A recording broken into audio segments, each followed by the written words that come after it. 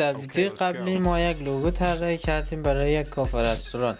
در این ویدیو قرار است که این لوگو را در 3 تا بک‌گراند مختلف تست کنیم و یک نسخه مخصوص پروفایل شبکه‌های اجتماعی درست کنیم. قرار است یک منو برای این رستوران طراحی کنیم که هماهنگ با هویت بصری رستوران باشد و در آخر هم یک کارت ویزیت برای این کافه رستوران طراحی خواهیم کرد. برای طراحی منوی این کافه رستوران تصمیم گرفتم که از طرح‌های شلوغ خودداری کنم و یک طرح مینیمال‌تر که با هویت بصری کافه به خانه طراحی کنم. بیشتری کسایی که منوی رستوران طراحی میکنن سعی میکنن که در منو از رنگ‌های بسیار زیاد و عکس‌های بسیار زیاد استفاده کنن. به نظر من لازم نیست که در انتخاب عکس‌ها و رنگ‌ها و استفاده آنها زیاده روی کنیم، چون ما استفاده زیادی از رنگ‌ها و عکس‌ها را به خاطر بازاریابی و تبلیغات انجام میدیم. وقتی کسی که آمده در رستوران و در کافه نشسته پشت میز میخواد سفارش بده، دیگه لازم نیست ما تبلیغات انجام بدیم. البته خب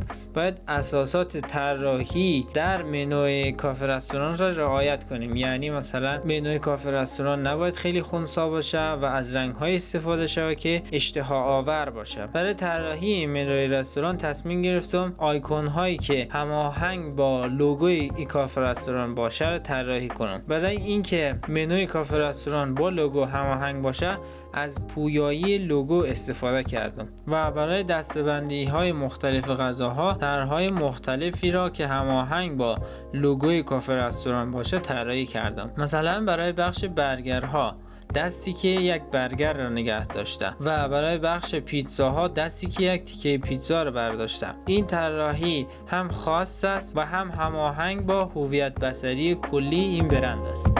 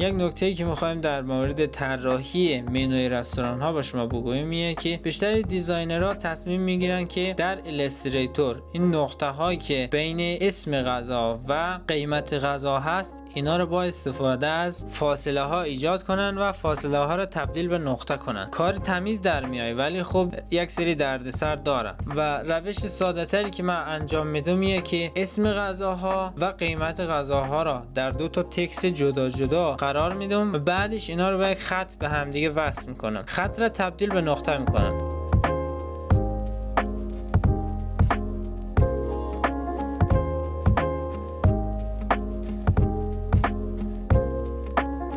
برای طراحی کارت ویزیت تصمیم گرفتم که یک طرح مینیمال و ساده را اجرا کنم.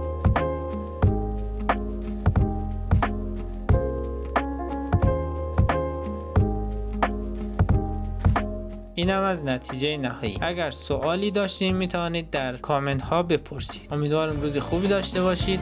فعلا خدا نگهدار.